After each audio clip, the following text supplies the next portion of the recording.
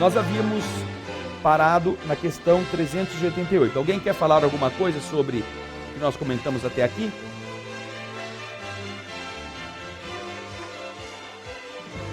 Tudo certo aí, Ricardo?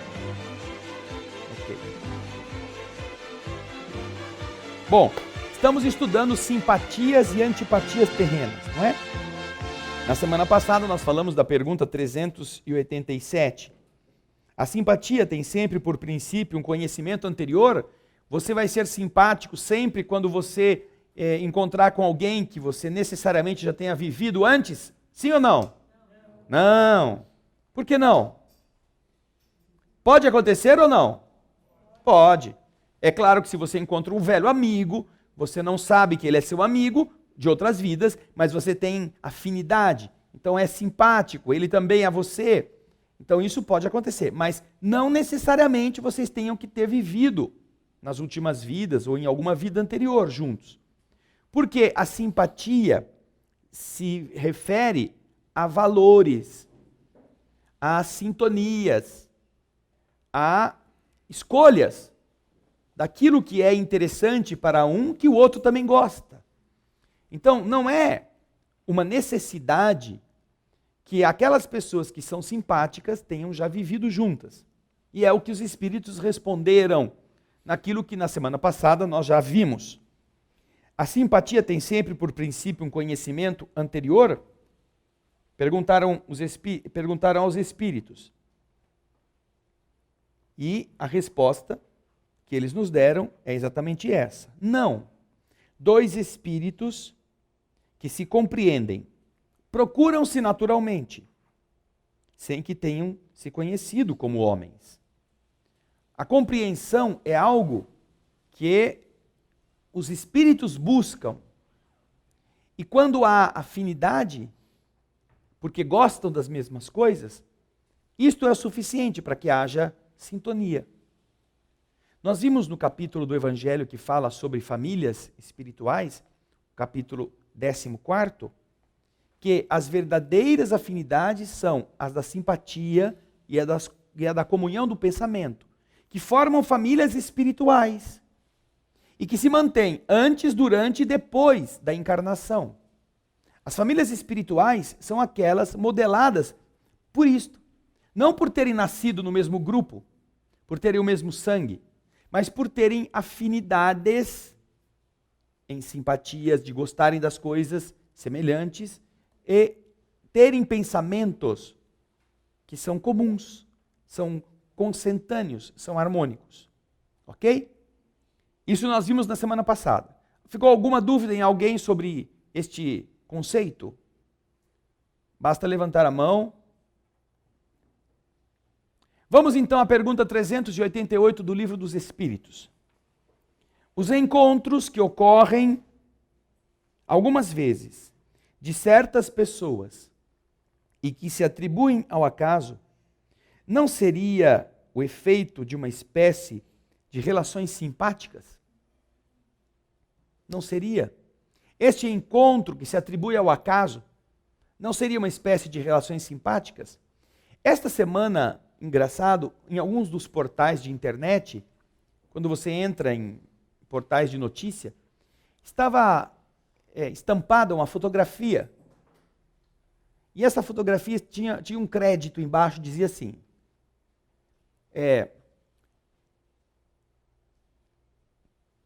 casal descobre,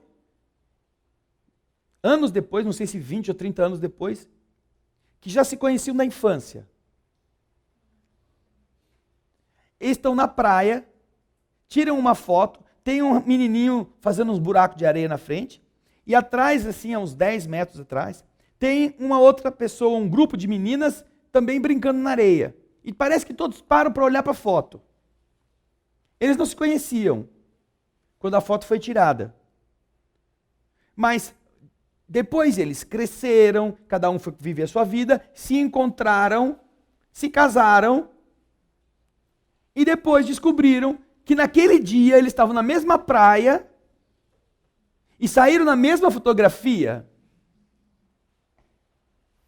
Olha que interessante. Como há alguma coisa não sabiam quem eram, mas já estavam rondando um a casa do outro ali, né? Olha outro absurdo. Isso é um absurdo. O que eu vou contar para vocês, e aliás eu já comentei outras vezes, é um absurdo. Vocês todos conhecem o nosso querido Alípio Gonzalez, trabalhador da doutrina espírita, um líder na divulgação do espiritismo no mundo, um tradutor, um palestrante, um divulgador a tempo completo, um que espalha a mensagem espírita para lugares onde não vão palestrantes, nos lugares mais pobres, mais esquecidos do mundo hispânico principalmente. O Alípio nasceu em uma província da Espanha, é espanhol, portanto, chamada Ilhas Canárias. Onde o Alípio nasceu é um conjunto de ilhas, como o nome está dizendo. E ele nasceu na ilha chamada Santa Cruz de La Palma. Deixa lá, Ana Paula, onde estava o negócio. Volta lá, Ana Paula. Isso. Clica aí só para aumentar o negócio.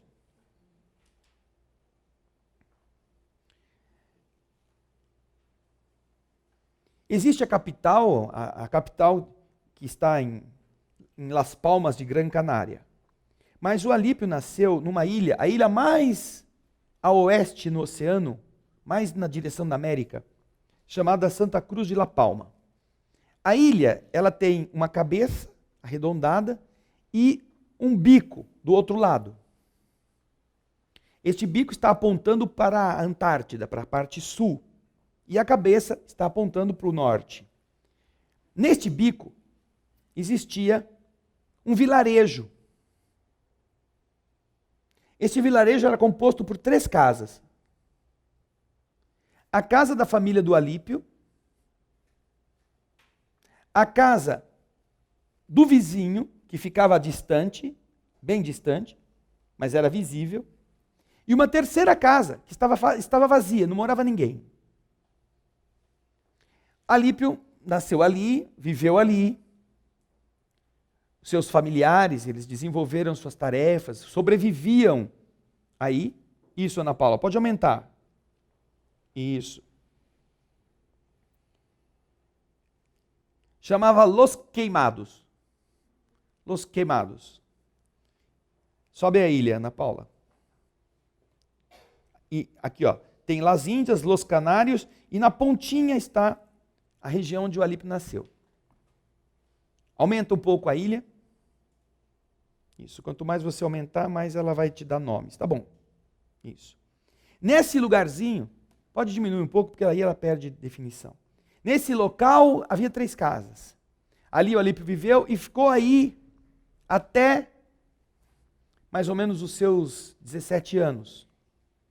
A mãe desencarnou na ilha, o seu pai tinha mudado para a Venezuela, e então não lhe restou outra coisa do que seguir para a Venezuela, que na época era um país bastante promissor, recebendo muitos espanhóis, muitos portugueses da Ilha da Madeira foram para a Venezuela, um país rico em petróleo, atraiu bastante imigrantes. Alípio foi para a Venezuela, tinha 18 anos e começou a cuidar da sua vida. Encontrou o pai, passou a viver ali com ele, passou a ter as suas atividades e um belo dia estava indo em direção ao trabalho quando cruzou com uma moça que vinha vindo da escola e que era filha de um senhor que parecia que tinha um armazém ou uma padaria, alguma coisa assim. Imediatamente se sentiram atraídos, se encantaram, começaram a namorar e acabaram casando. Ana de Jesus Rios, a esposa do Alípio, é essa moça. Foi, vamos dizer assim, foi para ela, acho que o primeiro namorado. E parece que para o Alípio ela foi também a primeira moça com quem ele se envolveu. Na Venezuela, em Caracas. E aí, naturalmente, vão conversando. De onde você é? Ah, eu sou da Espanha. Ah, eu também sou da Espanha. Ah, é? De que lugar da Espanha? Ah, eu nasci em Ilhas Canárias. Ah, eu também, em Ilhas Canárias. Ah, mas de que lugar que você era? Ah, sou lá de Los Queimados. Ah, e a minha família também é de Los Queimados. A Ana, esposa do Alípio, era da família da outra casa. Da mesma ilha, no mesmo fim do mundo, e nunca se encontraram. Nasceram e viveram ali um bom tempo. A casa era da família, e eles iam lá, enquanto o Alípio também estava lá.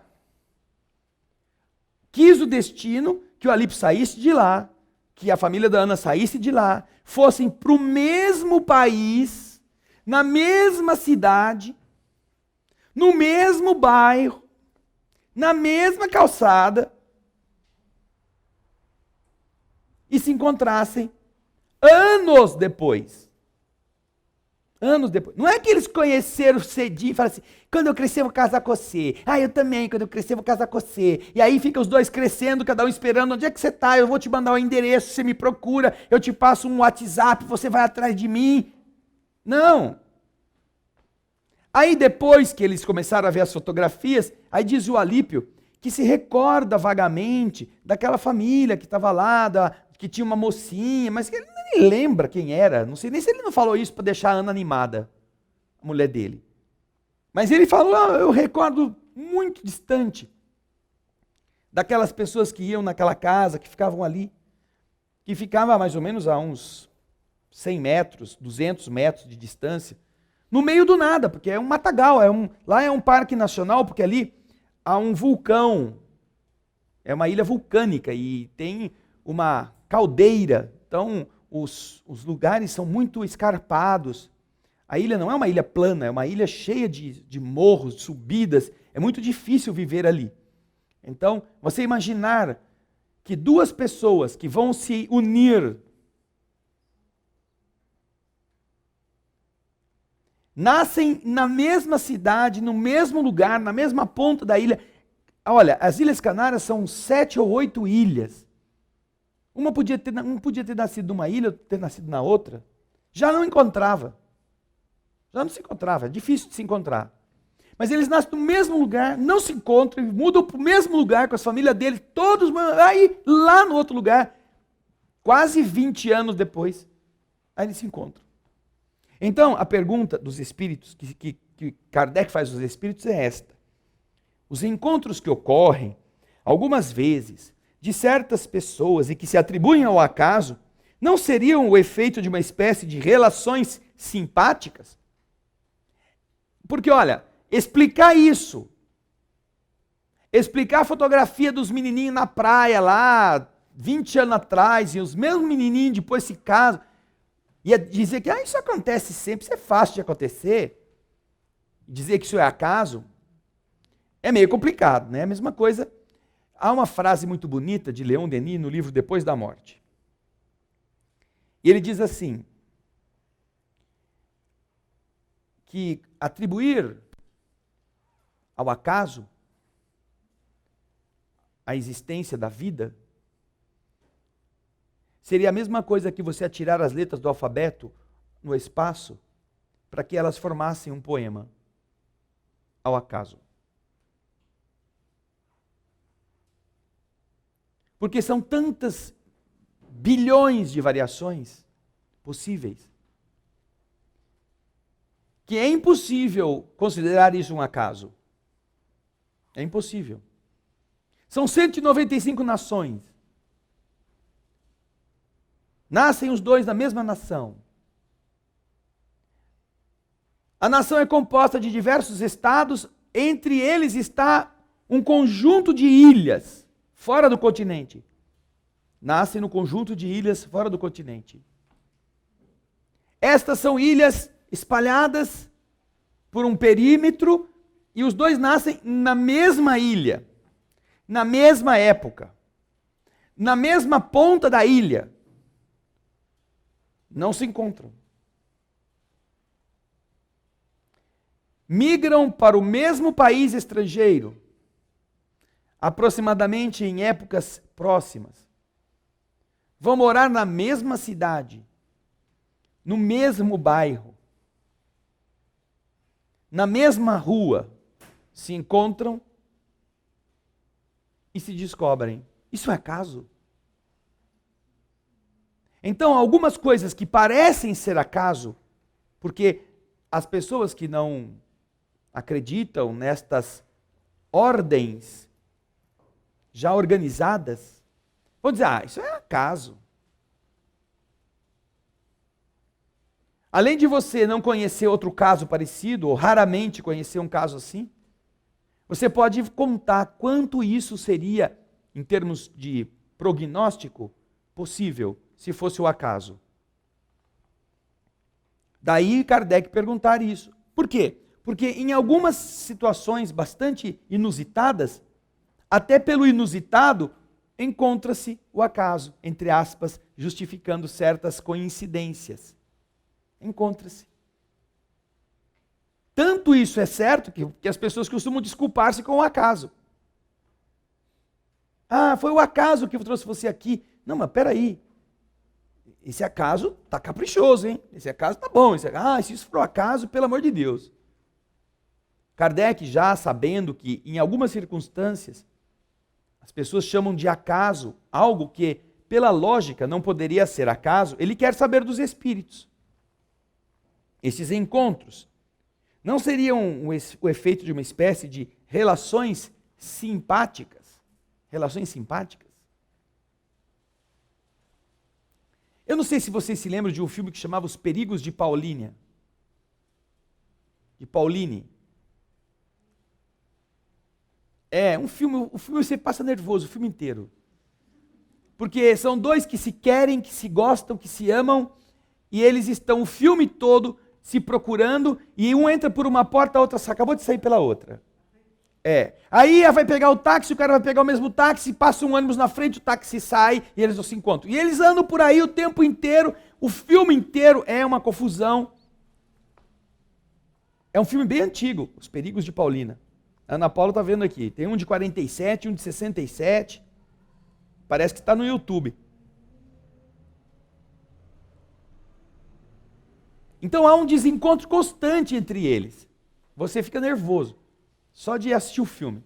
Mas é engraçado, porque são circunstâncias totalmente inusitadas e que, às vezes, você até encontra isso acontecendo na vida. Mas chega o momento em que eles se encontram. Chega. Por fim, eles se acham. O que é, Ricardão? Fala aí no microfone, você está com o microfone na mão, meu? Acaba o filme. Isso mesmo. Na hora do fim do filme, eles se encontram e ainda se afundam juntos.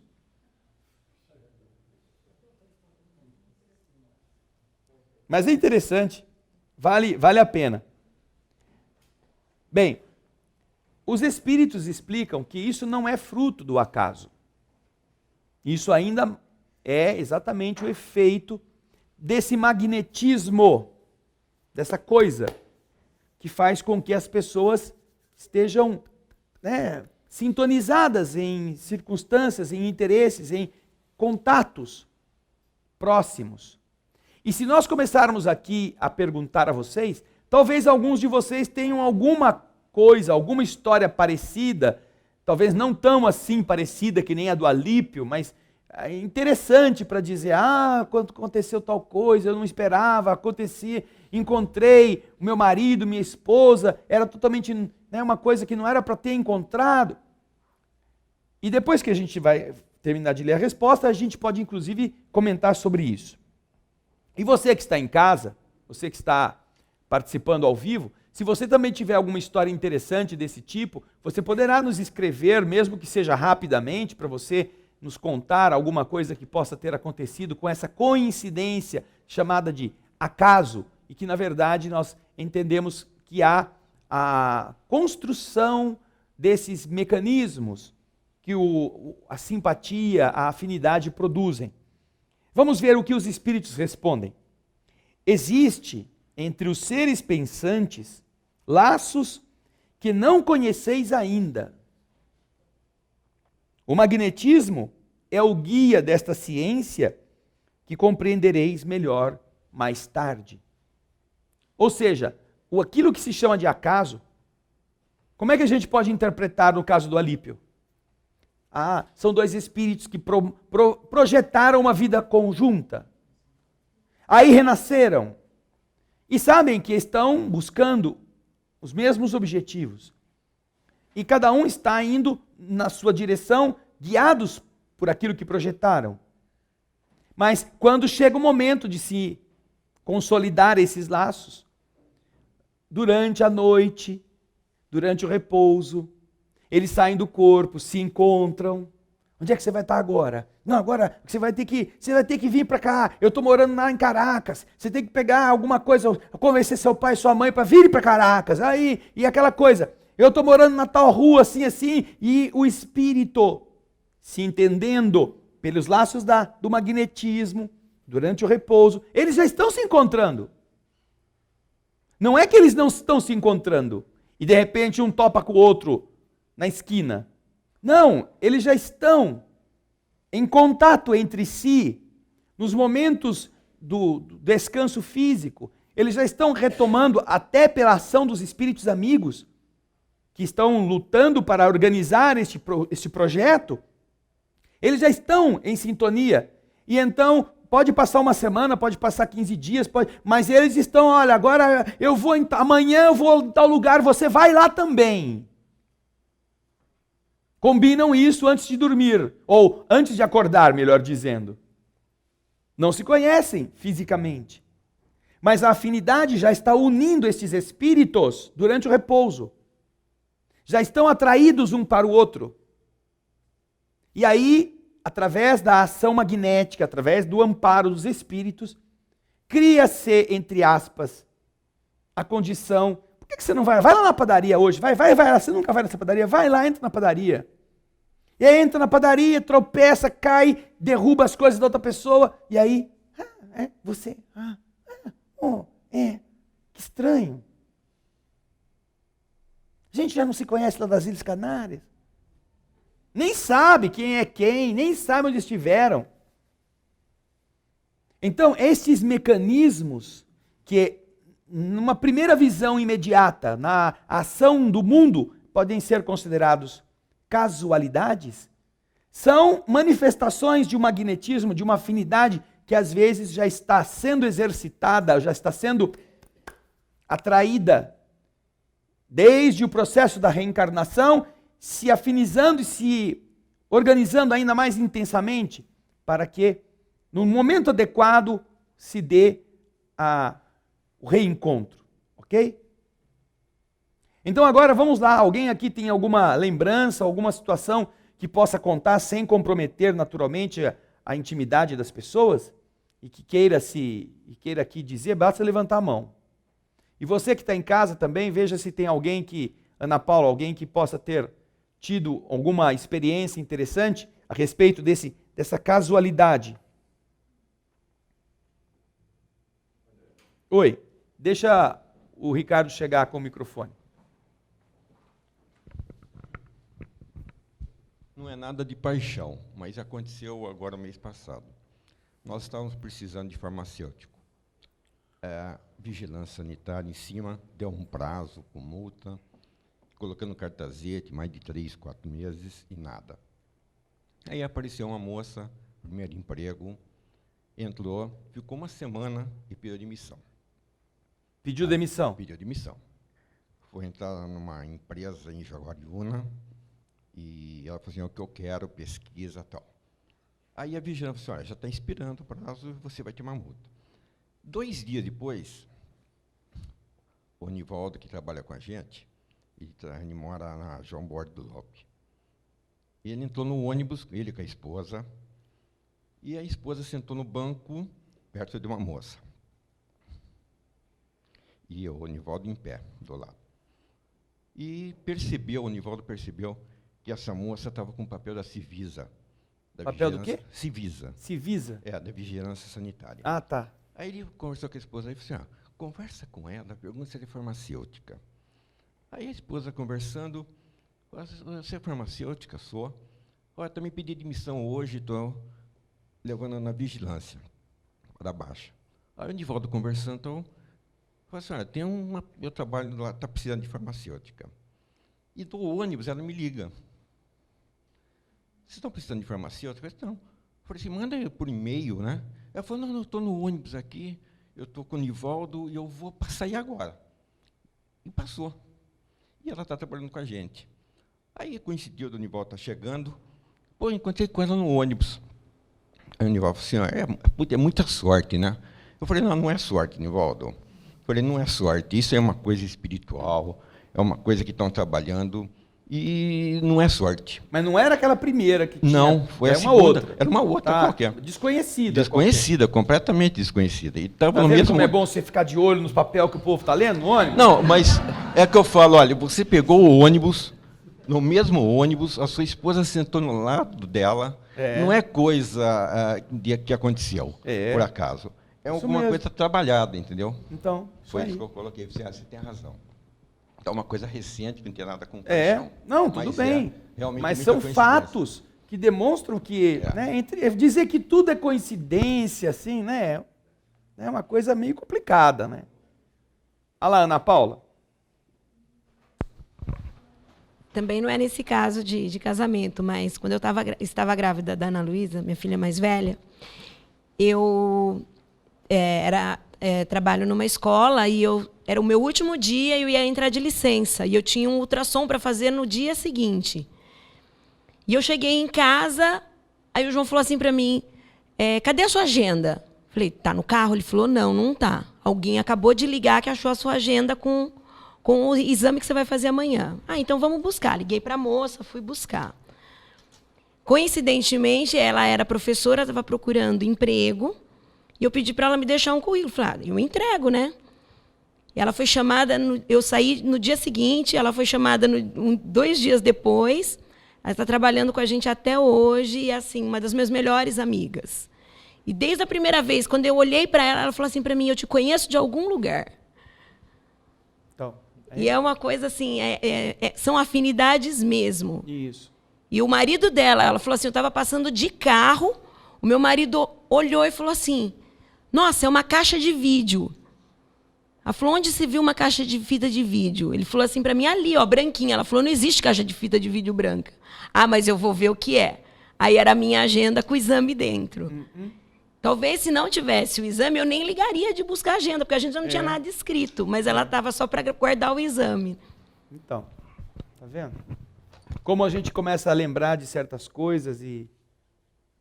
Eu já contei aqui uma situação muito, muito marcante na minha família, que aconteceu quando nós mudamos para Campinas. Meus pais deixaram todo o pouco que tínhamos, né, de patrimônio, e as raízes que nós tínhamos na cidade de Birigui, onde nós moramos 15 anos, 14 anos, para que nós viéssemos para Campinas, numa cidade totalmente desconhecida, não tínhamos nenhuma, tirando um tio avô que morava aqui, não tínhamos ninguém.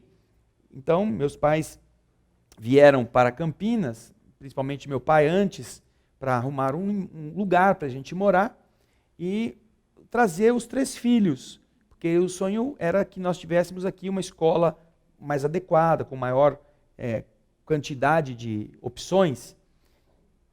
Quando meu pai mudou-se, meu pai era funcionário do Banco do Brasil, a transferência da minha mãe, que era professora primária, saiu antes, então ela veio com os filhos. Meu pai ficou ainda 2 meses trabalhando e morando lá em Birigui, na casa, vazia. E ele vinha de fim de semana. E meu pai tinha, no Banco do Brasil, uma possibilidade de levantar um financiamento a um custo bem barato para funcionários de banco naquela época. E, para isso, ele precisava ter o imóvel disponível para apresentar a documentação e dar entrada nos papéis e conseguir que o banco financiasse a perder de vista naquela ocasião. Então, desde que nós mudamos para cá, meus pais, depois que meu pai conseguiu, inclusive, a transferência definitiva para cá, eles passaram a procurar casas na cidade para que pudesse fazer essa indicação. Mas o financiamento estava com um prazo final. A partir de tal data, esse financiamento não existiria mais. Os funcionários que não tivessem ingressado com solicitação até a data não poderiam mais usar o financiamento, porque essa linha de crédito estaria extinta. Então, eles tinham que arrumar uma casa. Então, puseram corretor e fim de semana eles iam para lá, iam para cá, iam atrás. Nesse meio tempo, eu entrei na escola de cadetes, eu ficava o tempo, a semana toda fora. Meus pais procuravam e não encontravam. As casas eram ruins, mal localizadas, eram feias, minha mãe não gostava. Mas nossa família em Bauru, meus avós, todos, eles tinham reuniões espíritas e nós pedíamos, né, que os espíritos que conhecíamos, que já tinham ligações com a família, nos ajudassem, né, minha mãe principalmente, com meu pai. E aí as orientações eram, tenha fé que aquilo que é seu está esperando você. Tá bom, só que o negócio nunca aparecia, e o financiamento para acabar, e o negócio não vinha, e nada ia acontecer. E então, faltava um fim de semana, na segunda-feira, era o último dia de entregar toda a documentação do imóvel. E aí minha mãe já estava até desistindo, porque você, para descobrir a casa, descobrir o lugar, ainda tem que arrumar todo o papelado para poder, depois da entrada, né? Quando na sexta-feira ou no sábado, o corretor ligou, disse para ela, olha, eu encontrei a casa que a senhora queria. A minha mãe falou assim, ou foi meu pai que atendeu e falou para minha mãe, o corretor está dizendo, mas agora também, o que adianta? Segunda-feira, a gente vai ver essa casa aí, vai que é mesmo a casa que a gente queria e aí não dá, a gente vai ficar mais frustrado. Não, mas vamos lá. E aí minha mãe foi com meu pai, chegaram lá na casa, era a casa nova, moderninha, pequena, né, bem assim distribuída, o suficiente para aquilo que ela esperava, tudo, né? Ficou toda feliz, né? Mas falou para a moça, infelizmente, apesar de essa ter sido a única casa que eu realmente gostei, a gente não vai poder ficar com ela, porque meu marido é funcionário do Banco do Brasil, nós só íamos poder comprar essa casa com o financiamento, que acaba segunda-feira, e então nós não vamos poder fazer negócio. Aí o corretor disse, vamos lá falar com o proprietário? Vamos falar com ele. Ele não morava muito longe. Pegaram o carro, foram até o proprietário. Aí o corretor foi lá, apresentou meus pais. Aí o proprietário da casa viu, né, a situação e tudo, né? Sabia que havia um problema para resolver, mas aí disse para minha mãe, a senhora espera um pouquinho aqui. Aí foi lá dentro, entrou, ficou um tempinho, daqui a pouco ele voltou com uma pasta de plástico, entregou para minha mãe e disse, a senhora pode entregar isso no banco segunda-feira. Porque até a semana passada eu ia vender essa casa para um outro funcionário de um banco do Brasil. Mas ele não fez o negócio, ele tirou todos os documentos para usar esse financiamento e não fez o negócio. Todos os documentos que a senhora precisa para dar entrada na casa estão aqui nessa pasta.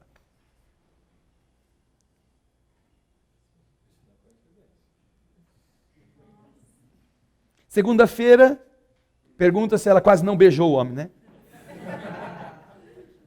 No bom sentido. Meu pai pegou a pasta, levou no banco e entregou, e é a casa onde meus pais moram até hoje. E os espíritos disseram, tenha paciência, que aquilo que é seu está esperando você. Eles diziam isso para eles. Aquilo que é seu está esperando você.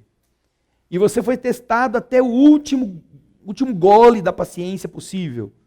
Até o fim de semana, onde você já não tinha mais esperança.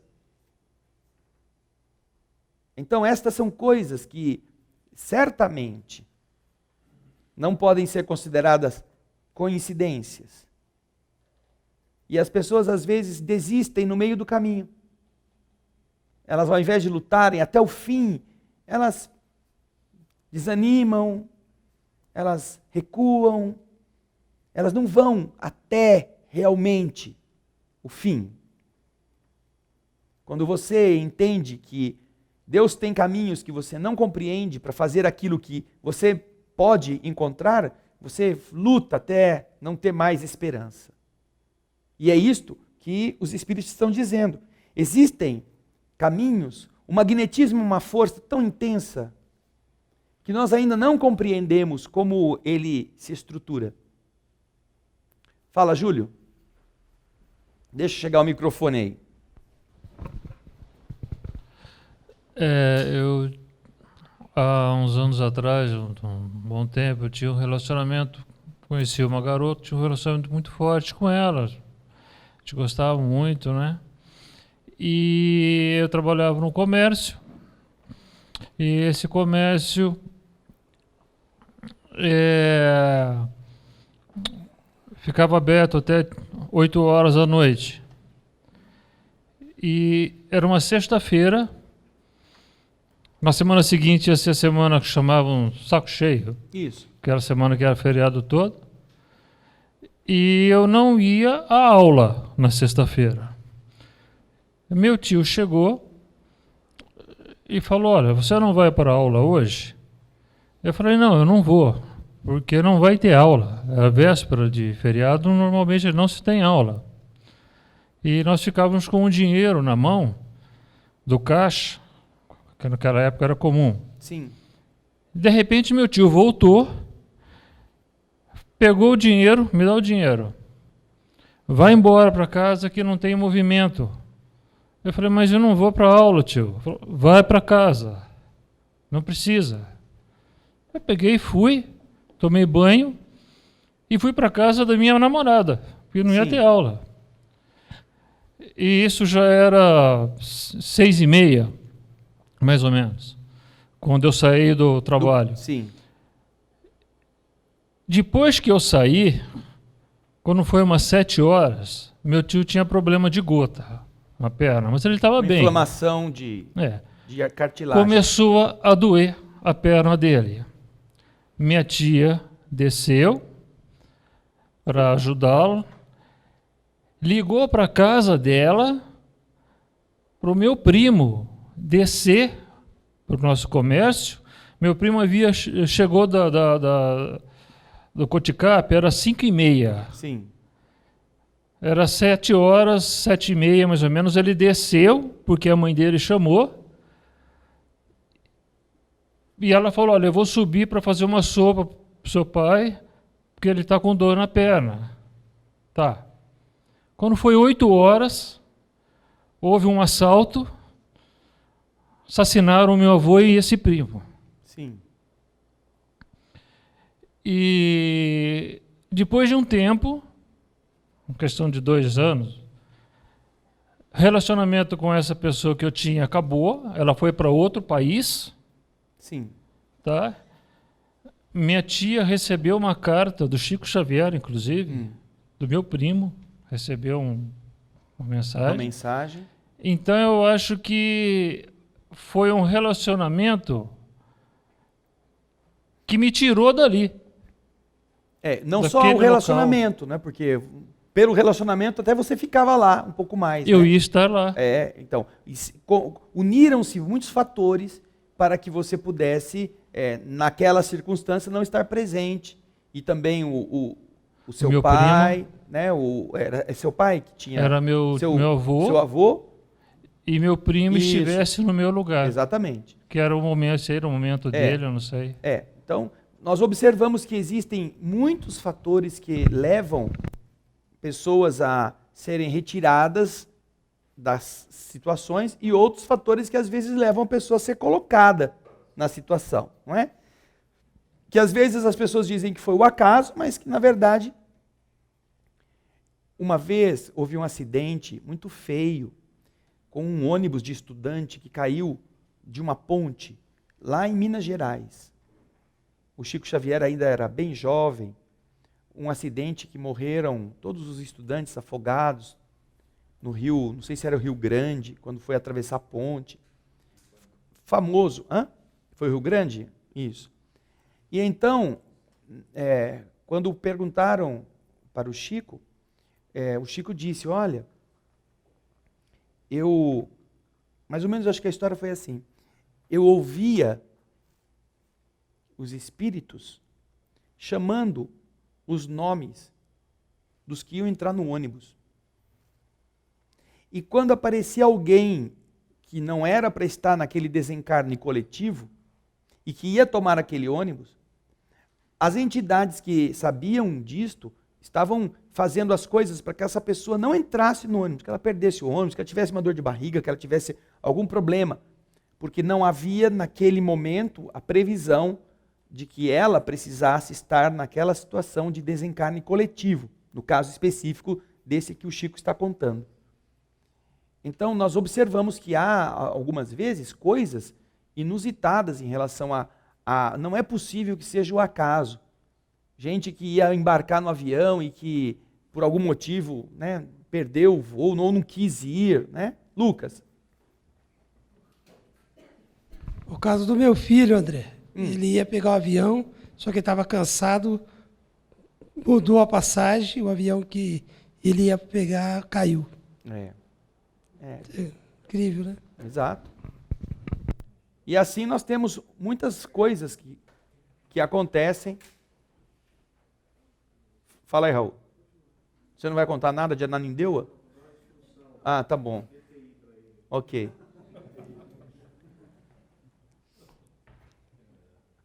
Aqui, ó, temos o Valdiner, que vai também comentar alguma coisa. E o Ricardo vai trazer o microfone. Eu era um jovem e morava em Franca, fui morar em Ribeirão Preto e não deu certo no trabalho. Fui trabalhar em Sertãozinho.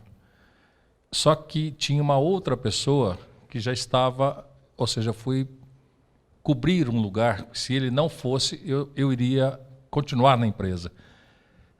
Aí me dispensaram. Eu ia de Fusquinha, junto com mais 2 pessoas. E, vamos dizer, como se fosse hoje. Eu fui dispensado hoje, no dia de amanhã, aquela pessoa que ia, que eu estava cobrindo o lugar dela, foi no dia seguinte.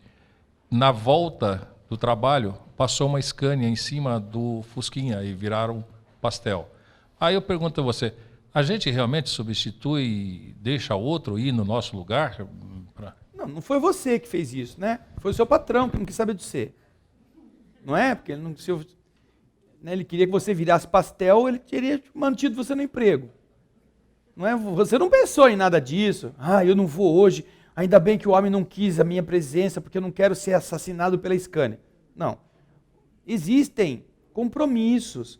E nós temos espíritos amigos que nos ajudam a enfrentar circunstâncias que podem ser evitadas. Quando isso é possível, eles fazem as coisas acontecerem para que a gente perca o trem, perca o ônibus, perca o horário. Na história, é muito comum você observar, por exemplo, na história de David Rockefeller. Rockefeller foi o magnata do petróleo nos Estados Unidos quando não havia nada ainda. Foi aquele que iniciou toda a jornada do petróleo. Ele tinha um encontro marcado com Vanderbilt. Vanderbilt era o magnata das ferrovias nos Estados Unidos. E ele, para ir da cidade onde ele estava até onde estava Vanderbilt, ele precisava ir de trem. Então ele era muito religioso, católico. Ele então montou a sua mala, despachou a mala pelo trem. E quando ele pegou o transporte, era uma carruagem, para ir à estação, alguma coisa o atrasou e ele perdeu o trem. Este trem, com a mala dele, caiu de uma ponte num precipício e todos morreram. Encontraram inclusive a mala dele. Só que ele não tinha ido no trem. E isso ele reputou como uma ação divina que impediu que ele morresse. O que diria a ele que ele estaria, entre aspas, predestinado a ser aquele que desenvolveria tudo o que restante, depois com o tempo ele desenvolveu no processo do refino do petróleo, na multiplicação das refinarias, na implementação do petróleo como combustível. Então vocês observam que alguém ou alguma coisa, já que havia este processo previsto no plano espiritual, fez com que um incidente impedisse que ele tomasse aquele trem. Apesar da bagagem dele estar lá. Tanto que, quando descobriram a bagagem no meio dos destroços, disseram, o do Rockefeller morreu. Ele ainda não era conhecido, ele não era ainda ninguém. Depois ele vai a Vanderbilt, ele vai até o magnata das ferrovias, faz um acordo com o magnata para transportar o petróleo, ou o querosene, que ele produzia na sua refinaria.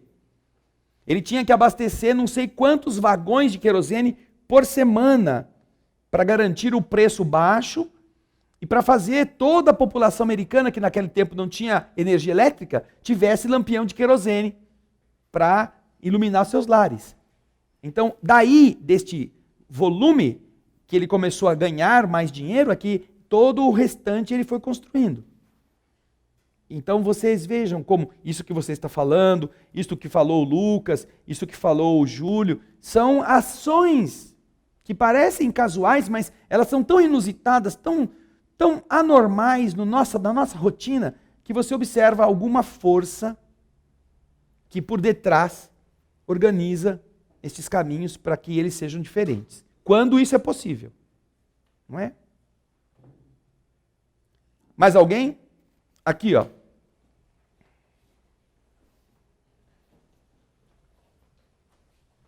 Eu vou contar uma história, acho que você deve conhecer, tá? Eu estava atendendo uma empresa aqui em Limeira, e quando você sai de Limeira, hoje não existe mais esse posto, tá? E eu parei para tomar um café às 5h30, mais ou menos da tarde, e estava tendo uma briga tremenda nos caixas, uma discussão tremenda. Eu falei, nossa, o que será que está acontecendo? Quando eu apaguei o café, desci, tinha uma pessoa parada no meio da escada, sozinha. Eu não acreditei. Sabe quem que era? Era o Chico. O Chico, eu falei, nossa, Chico, eu tinha acho que 18, 19 anos. Chico, é você? Ele olhou para mim e falei, sim, sou eu. Nossa, Chico, eu adoro você, está tendo uma briga lá. Ele falou, filho, está tendo uma briga lá. É o pessoal que vai comigo em São Paulo, acho que na TV Tupi, não sei se era um programa. Aí conversamos rapidinho, mas ninguém chegou do lado dele porque estavam brigando. E se não houvesse essa briga, eu não teria conhecido o Chico. Tá Ele fez um bilhete para minha mãe, até hoje está guardado. São coisas que a gente... É isso aí, tá vendo? Então, quer dizer, para conhecer o Chico, fizeram isso. Você sabe que não sei difícil, se fizeram isso para conhecer o Chico, mas aproveitaram quebrar Paula. Vai logo lá, vai. O Chuano está lá sozinho, vai lá, aproveita. Bem, nós vamos continuar então com a pergunta seguinte, 389. De onde provém a repulsa instintiva que se experimenta por certas pessoas à primeira vista? Alguém já sentiu uma repulsa instintiva à primeira vista por alguém? Levanta a mão. Assim, você não sabe por quê, é de graça.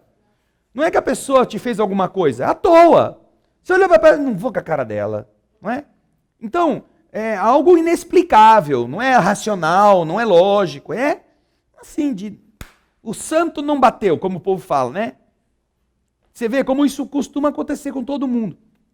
Então, de onde provém isso? Pergunta Kardec. Se Kardec fez essa pergunta em 1856, 55, é que esse negócio já vem acontecendo faz tempo, né? Porque, para ele levar a pergunta para os espíritos, de onde provém essa antipatia, essa repulsa instintiva que se experimenta, é porque já naquele tempo já acontecia, não é mesmo?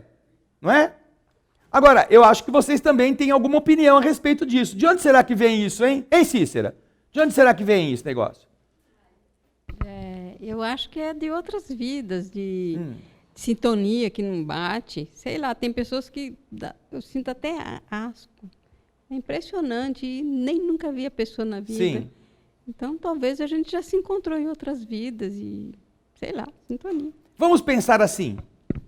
Você sente o perfume, você sabe, esse perfume minha avó usava. Esse perfume, minha mãe costumava usar esse perfume.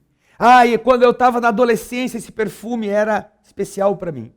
Eu tenho certeza que aqui todo mundo tem alguma memória se sentiu o perfume almíscar. Não é? Não tem?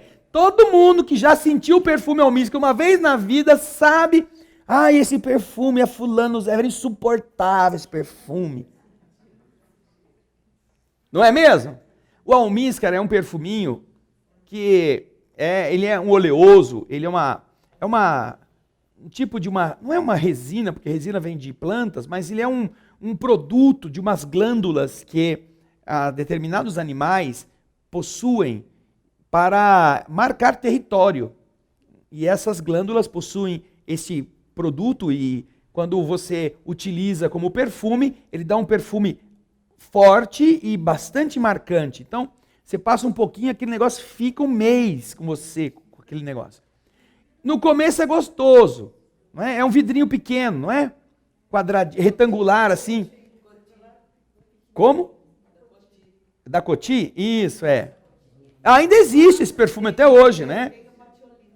É. Tem o Patchouli. Patchouli, olha o nome do perfume. Patchouli, é verdade.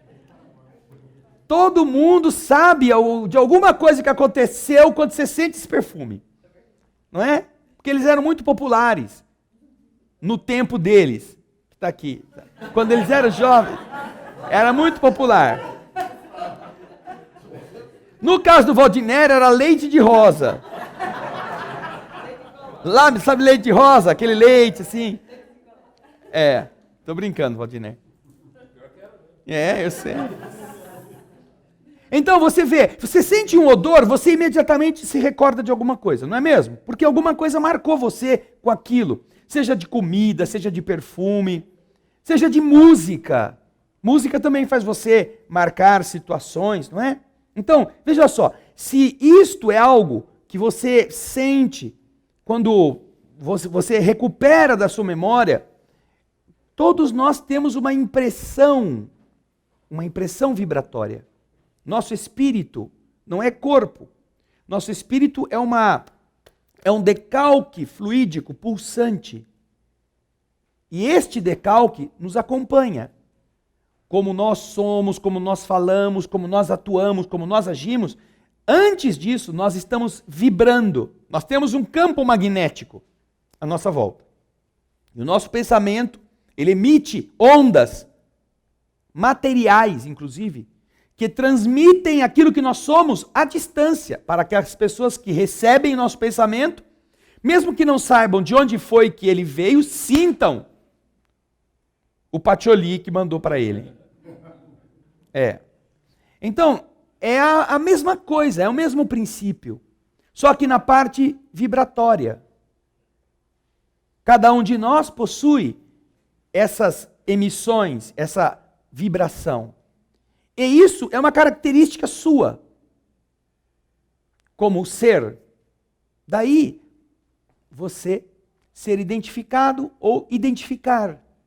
Como você não conhece a pessoa, você não sabe de onde vem aquilo. Mas você sente uma coisa estranha, porque não bate, não penetra gostoso, você não consegue. A pessoa não tem uma explicação, você não consegue. É uma resposta automática. É como sentir o almíscar. Você não vai conseguir não pensar naquilo que aconteceu naquele dia que você sentia esse perfume horroroso, ou muito gostoso, porque tem pessoas que adoram o perfume, e é gostoso, né? Eu me recordo, a primeira vez que eu senti esse perfume, eu achei uma delícia. Porque eu odeio perfume que 15 minutos depois você não sente mais. Você passa o perfume, tá gostoso. Daqui 15 minutos você não sente mais o perfume. E ninguém sente. Esse não. Esse aí, até a posteridade sente. Né? Você pode desencarnar e quando abrir o seu caixão, o cara usava Patchouli, o cara usava almíscar. Tá lá o osso dele, mas o perfume tá lá dentro. Então, o que é? Como a Cícera lembrou, os espíritos respondem. São espíritos antipáticos que se adivinham e se reconhecem sem se falarem. Não precisa. Não quer dizer que isso justifica. Não quer dizer que você tem que manter esse estado. Não quer dizer que, então os espíritos falaram que é verdade, isso pode acontecer mesmo, o cara pode ser uma casca de ferida, eu não vou mais falar com ele. Qualquer um que eu encontrar que não bateu meu santo, eu não vou passar nem perto. Não, não é isso que eles estão dizendo. Estão dizendo que não é por acaso que existe este antagonismo. Mas não quer dizer que você tem que mantê-lo. Não quer dizer que você tem que alimentá-lo. Não quer dizer que ele não está ali exatamente para você vencer este início um pouco difícil. Não quer dizer também que você vai ter que casar com a pessoa. Só porque você agora descobriu que, então essa pessoa podia ser uma adversária do passado. Vou casar com ela. Não precisa. Porque você às vezes vai levar a coisa por esse lado, vai matar a pessoa. 2 meses depois de casado. Não, você precisa entender que se há essa dificuldade, você tem que lutar para diminuí-la. Você tem que trabalhar com você para que aquilo que um dia foi ruim, agora possa ser neutralizado. Você não sinta mais esse antagonismo. E geralmente, se as pessoas procurarem conhecer os motivos, procurarem se acercar de uma forma amistosa, você começa a perder esse ranço. Você começa, porque aquela pessoa também mudou, como você. Ela também passou por experiências, ela ainda pode ter uma vibração que você não gosta muito, mas você não sabe como ela já está modificada nas ideias, naquilo que você poderia, inclusive, ajudá-la a melhorar. Por isso, o que nós estamos detectando é o choque vibratório desses antagonismos, o nosso e o dele. Agora, também não quer dizer que a culpa foi dele ou dela. Pode haver antagonismo porque nós fomos culpados. Não é? Nós fizemos a coisa errada, nós prejudicamos. Então, a gente fica, meu Deus, o cara que eu enganei, o cara que eu roubei, o cara que eu prejudiquei, esse espírito aí, que coisa ruim está aqui. Quero ir embora. Às vezes, nós temos que lembrar que não é o antagonismo produzido pela culpa do outro. Não é pela culpa sua. É por uma dissintonia. Então, procuremos trabalhar este problema. Porque às vezes o problema está em nós, não está no outro. Aí, a pergunta é a seguinte, 390. Agora vai falar da antipatia instintiva. Essa antipatia que você sente sem ter motivo, é sempre um sinal de natureza má? A natureza das pessoas que sentem essa antipatia é necessariamente má? O fulano é uma peste, ele não gostou da Beltrana. Mas esse cara é ruim, hein? Não gosta de nada, pelo amor de Deus, o cara é uma casca de ferida. Não necessariamente. Não é? Vocês vão ver da resposta que o fato de ter uma antipatia em relação a alguém não quer dizer que ambos sejam de natureza ruim, de natureza má. Ok? Terminaram de ler? Porque ninguém leu em casa? Eu fico falando, fica todo mundo olhando para o livro. Olhando para o livro por quê? Porque está todo mundo lendo agora. Depois vai fazer a conta errada. Até com a calculadora, até com o livro, deixaram para lá em cima da hora. Vamos lá, vamos ver o que os espíritos estão falando. 2 espíritos não são necessariamente maus, porque não se simpatizam. Não é porque eles não gostam, porque eles não têm afinidades, que eles são maus. Vamos separar as coisas. Você não é obrigado a gostar das mesmas coisas que todo mundo gosta. Nem a ter a mesma opinião que todo mundo tem. Você não é obrigado só para querer, coisa que muita gente faz, que é para querer ser simpático, concordar com o que as outras pessoas estão querendo que você concorde. Você não precisa, mas isso não quer dizer que você seja mau. A antipatia pode nascer da dessemelhança, da diferença na maneira de pensar. Não da raiva, não do ódio. Não pensam iguais. Não dá para combinar. Mas Na medida em que as duas partes se elevam, as diferenças se apagam e a antipatia desaparece. Quando as pessoas estão ainda num padrão mais primitivo, mesmo sem serem más, o fato do cara torcer para um time que é seu time inimigo, ou inimigo do time que você torce, já é um sinal de sintonia. Não vou ser amigo desse cara. Esse cara aí, ele tem uma cara boa, mas ele torce para outro time. Todo mundo torce para outro time, não presta. Eu não vou ser amigo dele. Quer dizer, não é que você é ruim, nem que o cara é ruim. Só que vocês não gostam da mesma coisa. Aliás, gostam de coisas opostas. Os times são adversários. Então as pessoas levam isso, às vezes, para a sua interpretação pessoal, nos relacionamentos. Mas, na medida em que a gente amadurece, você cresce, eu vou brigar com o cara é tão bacana, só porque ele torce para outro time, eu vou tirar um sarro da cara dele, quando o time dele perder, vou aguentar o sarro que ele vai tirar da minha, mas eu quero ser amigo dele, ele vale a pena, ela é uma boa pessoa, nós nos damos bem, tirando essa diferença, que é o defeito que ele tem, a gente sempre fala isso, né? Tirando o defeito que ele tem, o resto a gente se dá muito bem, a gente dá para ser amigo. Então, quando a gente amadurece nos princípios, nos valores, nossa interpretação a respeito das diferenças muda.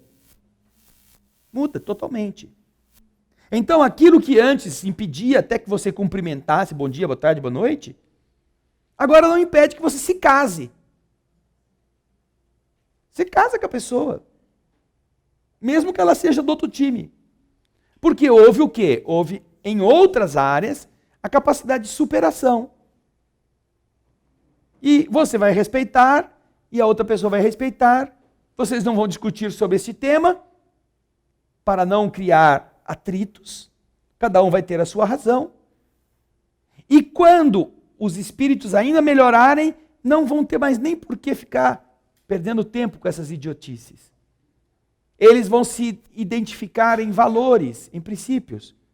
E é isto que vai manter a união mais aprofundada. Por isso que os espíritos estão dizendo, não é porque eles gostam de coisas diferentes que eles são maus. A sintonia depende de você ter afinidades. E você necessariamente não deve ter com todo mundo. Veja só. Toca a campainha domingo de manhã. Você vai abrir, são os nossos irmãos evangélicos, que querem converter você. Aí você fala para ele assim, que aqui eu sou espírita.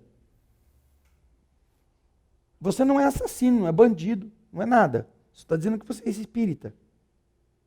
Veja a reação deles. Não, vai de retro.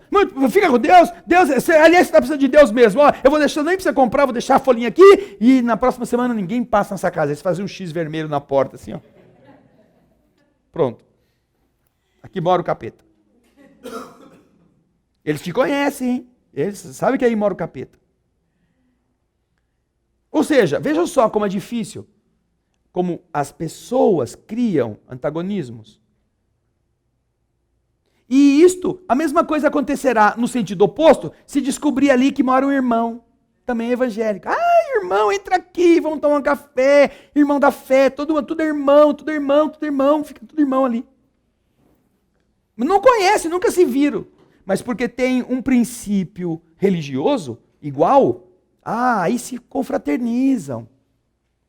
Então você observa que não é algo que faça a pessoa ser má. Você, por ser espírita, não é mal. Ele, por ser evangélico, não é mal.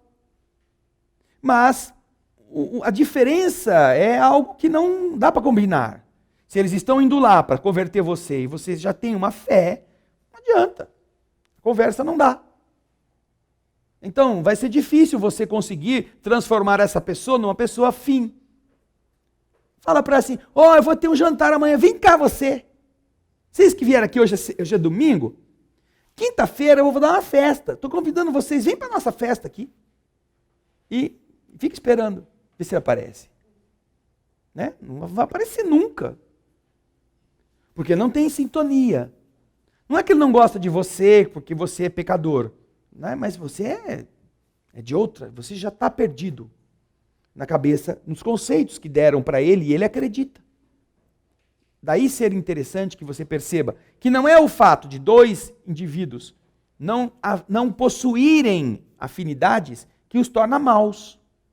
Apenas não dá para se manter assim, né, no mesmo padrão de entendimento. Não tem conversa. Tá? E por último, a questão que termina essa simpatias e antipatias é a questão 391. Diz assim: a antipatia entre duas pessoas nasce, em primeiro lugar, naquele que tem o espírito pior ou melhor. Dois estão se relacionando. Um pode ser melhor do que o outro. Não há simpatia entre eles. A antipatia que existe nasce primeiro no que é bom ou no que é ruim? Tem horário? Tem ordem? Não necessariamente. Tem causas diferentes. As causas são diferentes, mas pode nascer ao mesmo tempo ou pode nascer em momentos distintos. E é o que os espíritos vão explicar agora de forma muito, muito clara, muito interessante. Veja só. A antipatia nasce em um e em outro, mas as causas e os efeitos são diferentes. O espírito mau, aquele que está encarnado e é um espírito mau, ou é um espírito imperfeito, ele tem antipatia contra qualquer um que possa julgar e desmascarar aquilo que ele gosta, aquilo que ele é. Vendo uma pessoa pela primeira vez, ele sabe que vai ser desaprovado. Ele sabe que essa pessoa vai descobrir que ele tem determinados vícios, tem determinados problemas de caráter, tem erros, ou ele tem medo disto. Ele é inculto, ele é analfabeto, ele não sabe escrever, ou ele tem defeitos. E isso vai, na visão de alguém, vai poder diminuí-lo. Então, o antagonismo desse indivíduo, às vezes, se enraiza na sua diferença social, na sua pobreza cultural, no seu despreparo emocional. E então, nesse que tem isto como um fator diminuidor da sua postura, ele não quer saber de ficar com essa pessoa. Todo mundo que tenha os mesmos problemas não querem estar na companhia dela. Seu afastamento se transforma em ódio, em ciúme, e lhe inspira o desejo de fazer o mal. Os medíocres não gostam dos virtuosos. Porque os virtuosos podem revelar a sua condição inferior.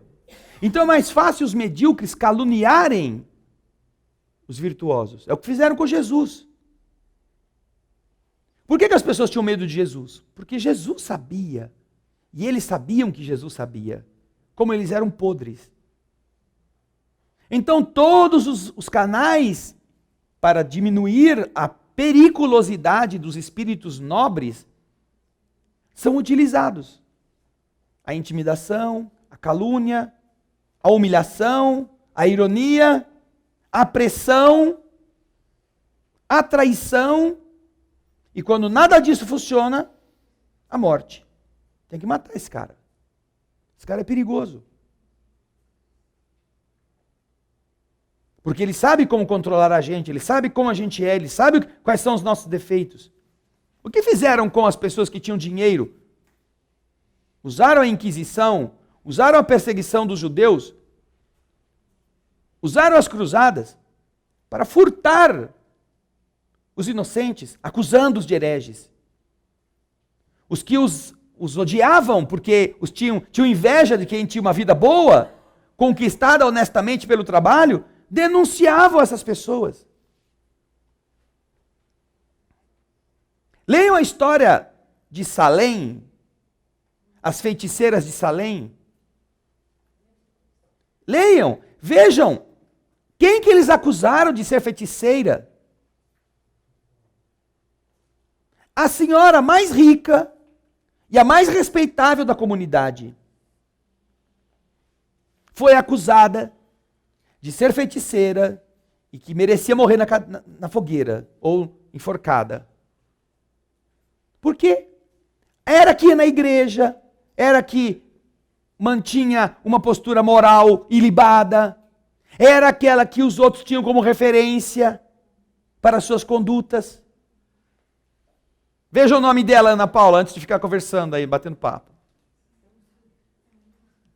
Feiticeiras de Salém, veja lá. Vê se dá para saber o nome dela aí, se você consegue.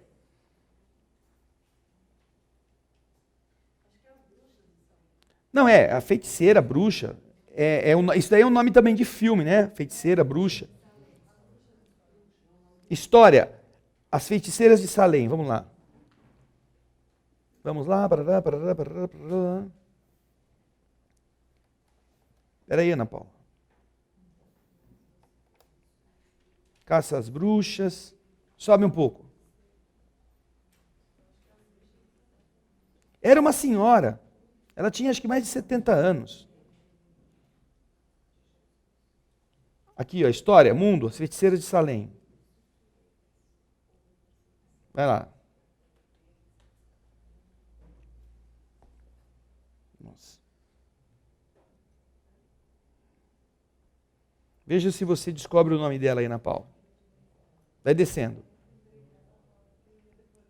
Então, vocês observam que essas desculpas foram usadas sempre para atuarem contra pessoas que eram obstáculos, que eram problemas, que eram bem de vida ou que tinham valores que envergonhavam os que não tinham esses valores. Então, aí você observa, então todo mundo vai matar quem é considerado bruxo.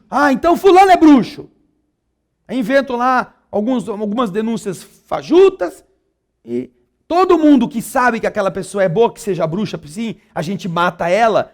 O vizinho que já brigou, o cara que já foi, já teve sua vida devassada e caiu na pouca vergonha porque o outro está sabendo que ele fez coisa errada. O devedor que está devendo dinheiro para ele, era tão bom que se ele for bruxo seja morto, porque assim minha dívida acaba. Então, todo mundo pega o mesmo barco, inventa tudo o que quiser para poder o efeito chegar lá. Achou, Ana Paula?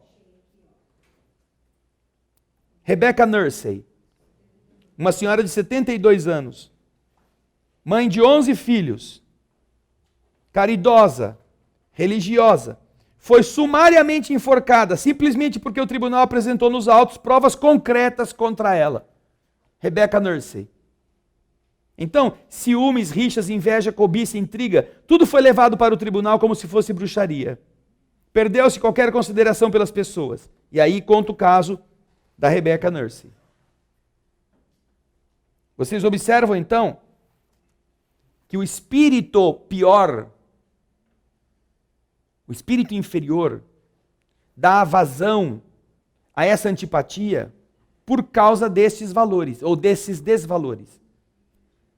Por causa desse medo, por causa dessa inveja, por causa do ciúme, por causa de não querer ser detectado. Agora continuam os espíritos. O bom espírito tem repulsa pelo mal, porque sabe que não será compreendido e que não partilham os mesmos sentimentos. Mas, seguro de sua superioridade, não tem contra o outro nem ódio, nem ciúme, contentando-se em evitá-lo e lastimá-lo. O bom espírito pode sentir aversão também. Pode sentir antagonismo, pode sentir antipatia, mas não sente ódio. Sabe que o outro tem problemas, sabe que o outro tem suas deficiências. E então, ele ao invés de ter a atitude do anterior, apenas ele evita. Não dá para ter uma convivência, não dá, é complicado. Daí então, a postura do bom espírito não é a de querer forçar uma situação que ele sabe que não vai dar certo, naquela etapa evolutiva. Mas é dar ao indivíduo o espaço que ele precisa e você se recolhe.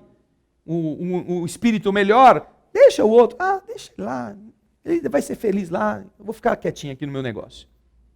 Então, você vê que o antagonismo pode aparecer em qualquer horário em um ou em outro, mas os motivos e a atitude nos maus é uma e nos bons é outra. Ok? Bem, nós vamos com isso terminar aqui o encontro de hoje nas questões do Livro dos Espíritos. Até que hoje a gente andou bastante, hein? O povo está com frio, ninguém quer perguntar nada. Até o Valdiner não levanta a mão para não esfriar o sovaco dele. Não é? O Antônio Carlos de Fortaleza está dizendo assim: quando eu tinha 23 anos, a minha mãe me colocou para fora de casa, influenciada por um namorado. Ele queria explorá-la e eu passei a alertá-la. Com isso, o namorado de minha mãe passou a incentivá-la a me colocar para fora de casa. Eu me encontrava desempregado e com uma perna operada de um tumor na tíbia, que deixou esta perna imobilizada para o resto da vida. Sempre a respeitei e sou muito grato por tudo que ela fez por mim. Isto foi no ano de 1983. Será que tudo isto fez parte de um planejamento espiritual ou foi consequência de atitudes impensadas por parte da minha mãe? Antônio Carlos, tenha certeza de uma coisa. Isso tudo faz parte do que você precisa passar para enfrentar os desafios que estão pendendo na sua alma num processo reencarnatório como o que você está vivendo. Ninguém nasce na Terra com a função de fazer o mal. Ninguém. Você poderia pensar, minha mãe então nasceu para me pôr para fora de casa. Não necessariamente. Ela não veio para fazer isso por você. Agora, também deveríamos pensar, com 23 anos o cara já não tinha que ter se mandado também? Não é? Nos Estados Unidos, Antônio Carlos, estou brincando só, mas veja só, nos Estados Unidos, os pais põem os filhos para fora. Eles põem o filho na rua, vai estudar, empurra o cara para fora. Não é esse negócio, fica aqui, fica comigo, não vai para longe não. Nós é que temos esse negócio de ficar tomando conta. Os americanos, os anglo-saxões, eles têm uma postura não agressiva, mas de gerar a experiência que o espírito precisa para ele ser independente. Agora, naturalmente, que não é gostoso. Você que estava talvez lutando para se formar, depois com o problema na tíbia, você não ter um lugar para voltar. Não é gostoso isso. Ainda mais a afetividade da sua mãe influenciada por uma pessoa de má índole. Mas você não pode obrigar as pessoas a terem condutas que seriam agradáveis para nós. Se o afeto dela estava envolvido, nós não podemos julgar as pessoas. Agora, se ela se equivocou, ela será responsável por isso. Então, vamos entender as coisas. Não é que você foi injustiçado pelo rapaz. Cada um escolhe seu caminho. O bem que a gente faça pesará a nosso favor. E o mal que a gente faça vai nos envergonhar muito. Então, quando chegar a hora de cada um avaliar as coisas, o rapaz terá que enfrentar isto, a influência que teve. A mãe que trocou o filho pelo namorado também terá que prestar as contas na sua consciência. E talvez isso já aconteça nesta vida, não é? Com o passar dos anos, as pessoas vão amadurecendo, vão vendo as bobagens que fizeram. Nós todos fazemos burradas, todos nós, sem exceção. Quando temos algum motivo, nós julgamos que aquilo é suficiente, e então a gente adota a escolha adequada para aquele momento. E a gente, é azar dele, alguém vai sofrer, eu não posso tomar todo mundo como meus filhos, ou alguém vai ter que pagar a conta. Só que passa o tempo, aí a pessoa vê o que fez de certo, o que fez de errado, e aí vai analisar o que realmente deveria ter feito. Então, veja só, o certo é que você foi colocado em uma situação para aprender com ela. Não é para ter raiva da sua mãe, nem ter raiva do rapaz. É para você entender que às vezes a gente precisa realmente passar por esses choques para crescer. E isso será bom, sempre será bom. Viu, Antônio Carlos? Você se tornar uma pessoa mais independente, uma pessoa confiante, exercitar a fé, exercitar a busca por outros caminhos. Quando nós temos uma história no livro de Humberto de Campos, se não me engano é Cartas e Crônicas, não tenho certeza. Se chama Proteção de Santo Antônio. A proteção de Santo Antônio é a história que Santo Antônio conta, o Humberto de Campos conta, que Santo Antônio tinha uns apadrinhados dele lá na Itália que ele cuidava. Então, o povo rezava, o pai, a mãe tinham uma família que morava no sítio e tinha um menino e 2 meninas e uma vaca. E eles viviam sempre, ai, bendito Santo Antônio, ai, louvado seja Santo Antônio, ai, que Santo Antônio seja louvado. E todo ano eles pediam para Santo Antônio a mesma coisa. Pediam no começo dinheiro para roupa para os filhos, depois pediam alimento, depois pediam remédio. Então Santo Antônio sempre mandava para eles, por ano, as mesmas coisas, em bênçãos. E tinha um espírito amigo que cuidava daquele grupo familiar. A pedido de Santo Antônio, ele tomava conta. E então, 20 ou 30 anos depois, Santo Antônio resolveu ir dar uma visitada naquela família. O que está acontecendo? Todo ano é a mesma coisa, ninguém pede serviço, ninguém pede trabalho, ninguém pede emprego. Só fico pedindo sapato, roupa, comidinha. Aí o Santo Antônio vai visitar a família e encontra o espírito que toma conta daquela casa. Daí, o espírito diz, ai, Santo Antônio, como eu sei que você gosta tanto dessa família, eu divido com a vaca que fica no curral, eu divido as bênçãos que você manda para todo mundo, porque essa vaca é o centro da vida de todos eles. Porque o menino tira o leite da vaca e as meninas alisam a vaca, tiram o leite todo dia. Aí o menino pega o leite e tem que vender lá na vila. Aí o menino traz o dinheiro para casa. Essa vaca todo dia tem que pastar. Então a mulher leva para pastar, o homem leva uma vez por ano para ela cruzar, porque ela tem que dar um bezerro por ano, e todo mundo vive em torno da vaca. Ah, é?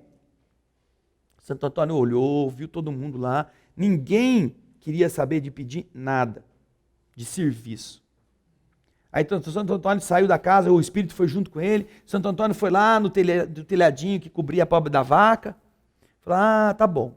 Aí ele pega com o seu poder de Santo Antônio, levanta a vaca e encaminha a vaca e joga a vaca no precipício. A vaca morre. E vai embora. E o espírito fica bobo assim. Mãe, eu estou trabalhando aqui, o senhor mata a vaca? Aí Santo Antônio diz assim para ele, para bem ajudar, muitas vezes é necessário retirar as escoras. Para bem ajudar, muitas vezes é necessário retirar as escoras. A partir desse dia, conta Humberto de Campos, todo mundo não pedia mais as coisas que pediam antes. Estava todo mundo pedindo trabalho. O pai, a mãe, os jovens. Eu preciso arrumar um emprego porque não tem mais a vaca. Não tem mais o leite, não tem mais o bezerro. Nós temos que fazer alguma coisa para ganhar o nosso dia a dia. É a mesma coisa. Às vezes as dificuldades... Achou aí, Ana Paula? Proteção de Santo Antônio. Talvez não seja o livro que eu citei. Hã? Luz acima? Pode ser. Isso, pode ser no livro Luz Acima. São vários livros de Humberto de Campos, é difícil a gente guardar todas as referências. Então, você vê que a situação da sua mãe ter te posto para fora, às vezes foi tirar as escoras. Né? Matou a vaca. Você não tem mais o leitinho, não tem mais a cama quente, não tem mais, tem que se virar. E aí você sobreviveu, não é? Conseguiu. Não é gostoso, não é bom. Mas você descobre que a gente é capaz. Quando você passa por isso, que parece... É a mesma coisa que acontece quando, por exemplo, o marido resolve trocar a mulher por uma outra, pela amante, largar você, ou o contrário, né? A esposa faz isso e você fica sozinho. Eu não sei o que vai ser da minha vida. Vai ser o que você fizer. Estava acostumado, estava acostumada? Assistam o filme Música do Coração, chama. Música do Coração. Assistam esse filme. Procurem e assistam. É exatamente isso. O marido troca a esposa por uma outra, ela fica sozinha, tendo que criar o filho, vai começar a dar aula de violino para conseguir dinheiro. E vocês vão ver onde vai acabar. É muito bonito. Música do Coração, chama.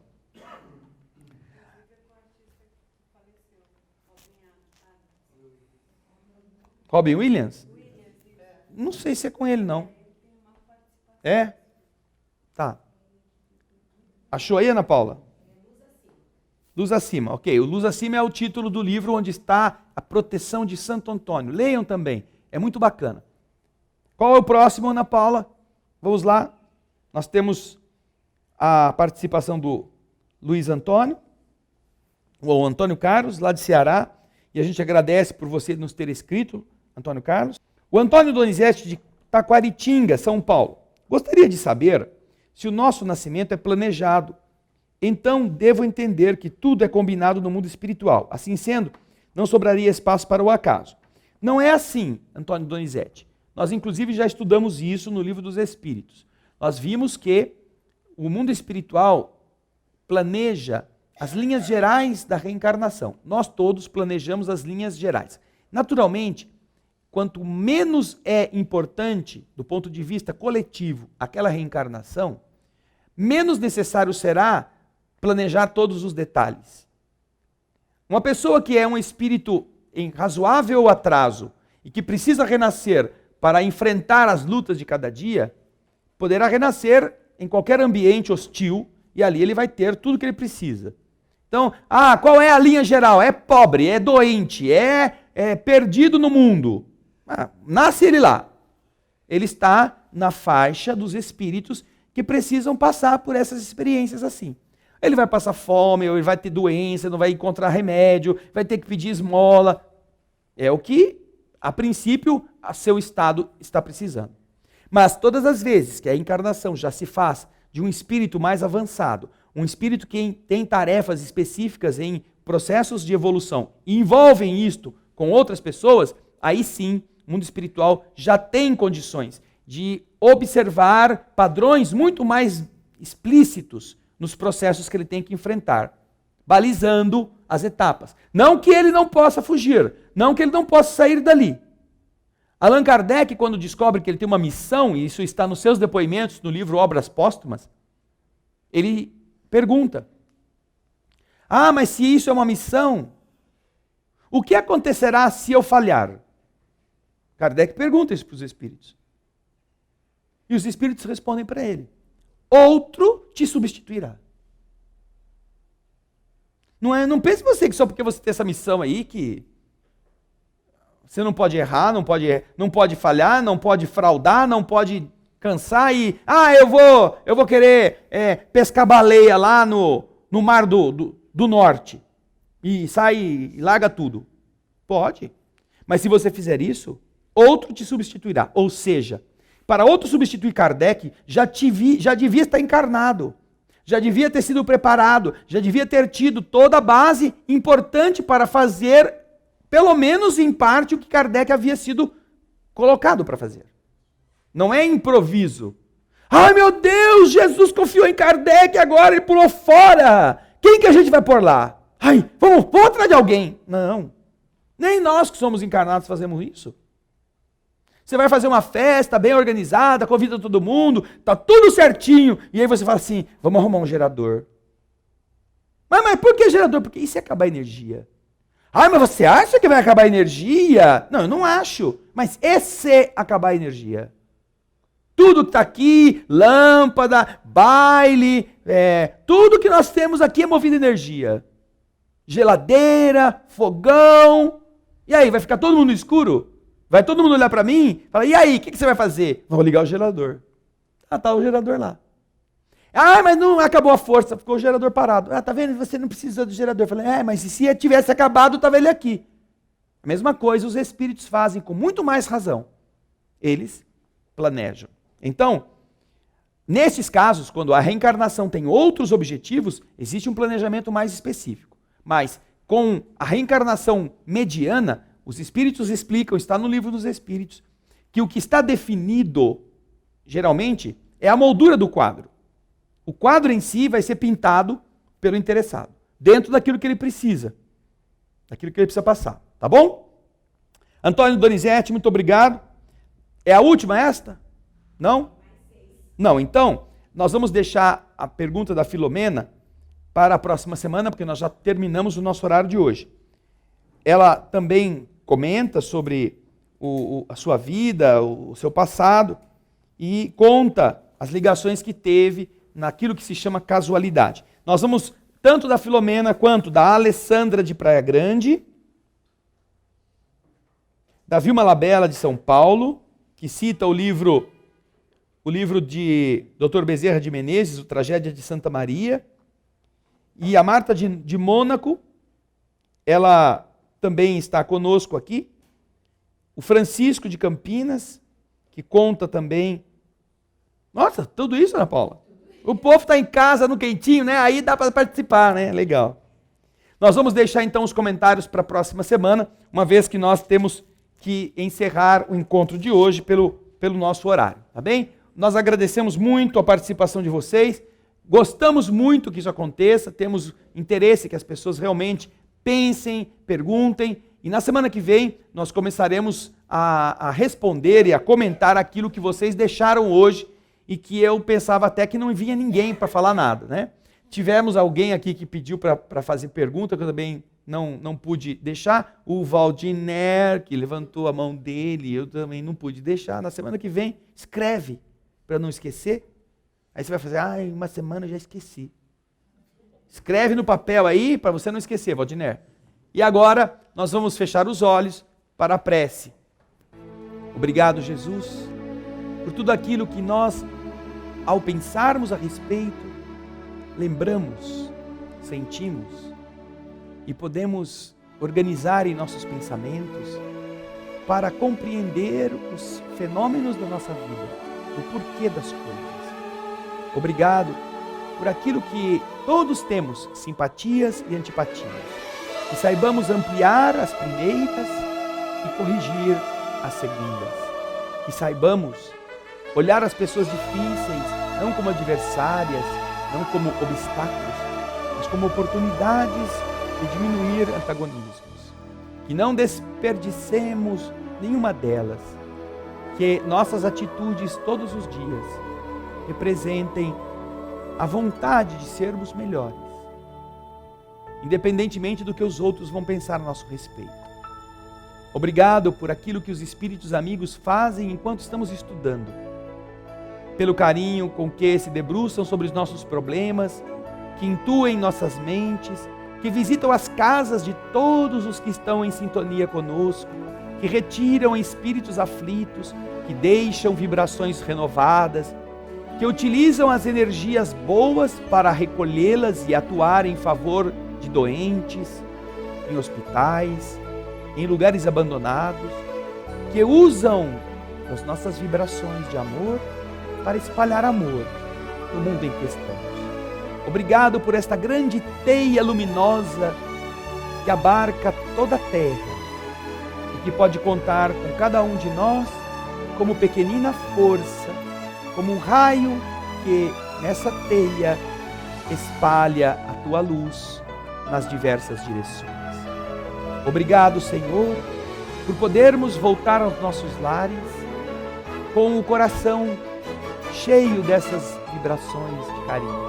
Que amanhã, quando nos levantarmos, saibamos multiplicá-las, saibamos espalhá-las a todos com quem convivermos, saibamos lembrar dos teus ensinos e criar redes de simpatia por onde passarmos. E com esta alegria, Senhor, nós deixamos em silêncio aos teus pés a oração de Pai Nosso com a qual encerramos o estudo de hoje. Pai Nosso,